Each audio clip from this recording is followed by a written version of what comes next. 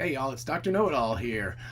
So I was all set to do a live stream of the serial number 11 flight today, but that didn't happen. It got scrubbed. So instead, I want to talk about something that happened a little bit hot off the press this morning, and that is a tweet by Elon Musk, and it was deleted, I know, and so yeah, take this with a grain of salt, but I think this is yet one more piece of evidence that things are happening really, really quickly, and that Tesla really feels, and Elon in particular feels that, and actually I think Andre Carpathy might be feeling this too, because I had talked about how Andre was very much of the opinion that he was not going to, I'm assuming that he was not talking about very much about full self-driving. Number one, because he was busy, but number two, because he was probably a little bit keeping things under wraps. But just after I posted a video about that, of course, then he talked to Peter Abil on the Robot Brains podcast, and I just posted that this morning, so definitely check that out if you hadn't. You can just search through. I can't do one of these things because this is live, of course,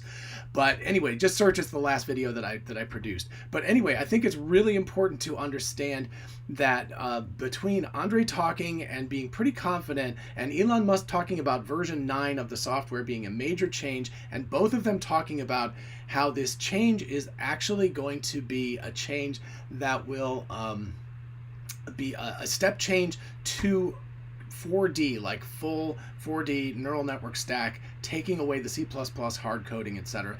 It's a major, major difference. I've talked about that in several videos, but I think this is yet one more data point. Let me bring this up for you. This is a terrible quality. I'm sorry, but let me get rid of this one. There we go. This is the best I could do. So anyway, you can see that Holmar's catalog this morning wrote and said that full self-driving is the biggest thing ever, right? And then Elon Musk said that there's a greater than 0% chance Tesla could become the biggest company. That part you can go find still, so you can go look on Twitter if you're interested. And of course, that's kind of funny, right? If I had a company, it would have a greater than 0% chance. It would be really, really small, but it would be greater than 0. But they have a significantly larger chance. But then Elon Musk stated just a little bit later that it would be probably within a few months, is what he said concerning the greater than 0% chance Tesla could become the biggest company. And I just, this was a screen grab. He deleted it fairly quickly afterwards, so I only caught this as a screen grab. I didn't catch it as the original post. But anyway, so obviously take this with something of a grain of salt, because Elon Musk, of course, has the right to pull a tweet. I've made mistakes before too, but that's a pretty specific mistake to make. It's not like spelling something wrong or something. Like saying probably within a few months, saying probably within a few years is sort of like, yeah, okay, that could happen. But saying probably within a few months seems to indicate that he has very specific knowledge. The only thing that really would be valid to consider for Tesla jumping up, I think their valuation would have to go up somewhere around 3x from where it is right now. I believe Apple's the most valuable company in the world. So in order to leapfrog Apple, they would have to do about a 3x jump. And the only thing that could happen within the next few months would be the full self-driving, or enhanced navigate on autopilot if you want to be very specific. But anyway, what is currently considered to be version 9 of that beta software that only about 2,000 people have right now, but supposedly by the end of April, there is going to be an indication that Elon has said that by the end of April, hopefully there will be a button for as many people as want to download it. And that indicates a huge amount of confidence in this software, right? They're not going to release this to any old random Joe, obviously people who have full self-driving already, but they're not going to release that to just everybody unless they are really, really confident that it's working well. Elon Musk has specifically said that the software, that the car has not had an accident with the 2,000 test drivers, and that's pretty impressive. I guesstimated, assuming 1,000 miles a month for each of the 2,000 drivers, that's about 4 million miles of driving without an accident. Now, maybe fender benders, I don't know. He said no accidents, but they, maybe little itty-bitty ones don't count. But anyway, nothing serious at the very least, and thank God no fatalities or anything. But so that's a data point. Another data point is this deleted tweet, and I think that's a huge, huge data point. I don't think that we can kind of overstate how important that is, what he's saying.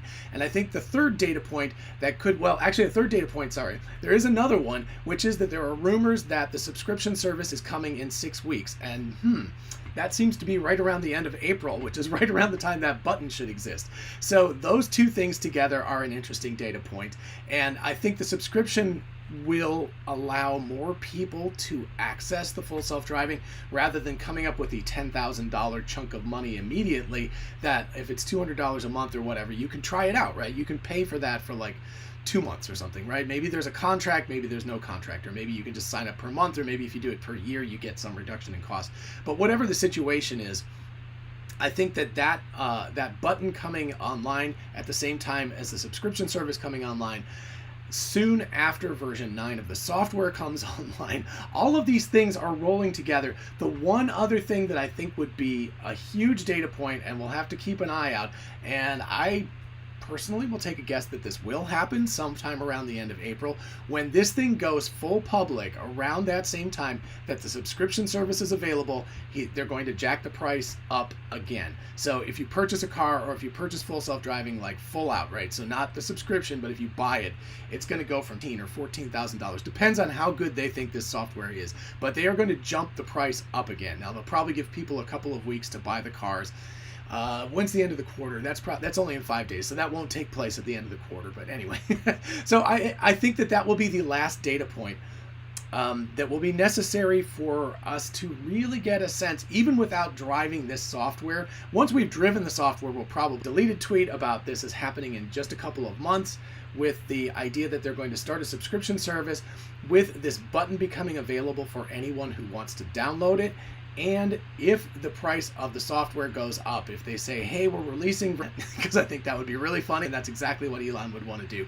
But let's say on the 13th then of April, he said, in 1 week, we're releasing the button. And at that point, if you haven't bought full self-driving, you're going to have to pay an extra $2,000 or $3,000. So it's going to go to $12,000 or $13,000.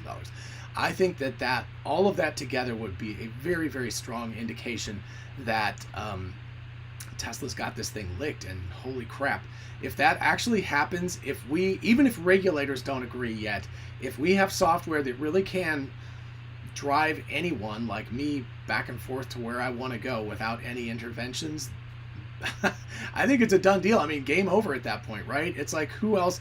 Waymo, GM Cruise, etc. are just kind of playing around in little tiny sandboxes in one little city.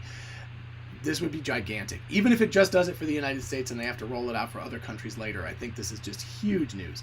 So anyway, I just wanted to jump on and just talk about that really, really fast. I didn't have time to edit together a really pretty video with all the pictures and all that stuff. So hopefully you find this valuable. And yeah, let me know in the comments what you think. I'm not actually looking at comments right now, but I will definitely check them afterwards and we can talk about it. All right, thank you all so much. Don't forget about merch store, which also now has a really cool Don't Mess with Tesla t-shirt, as well as this one. I'm waiting for mine to come in on Monday, so I'll wear it as soon as I can. Anyway, have a great weekend, everybody. I hope you find this an interesting and informative episode, and let me know what you think. Until next time, bye-bye.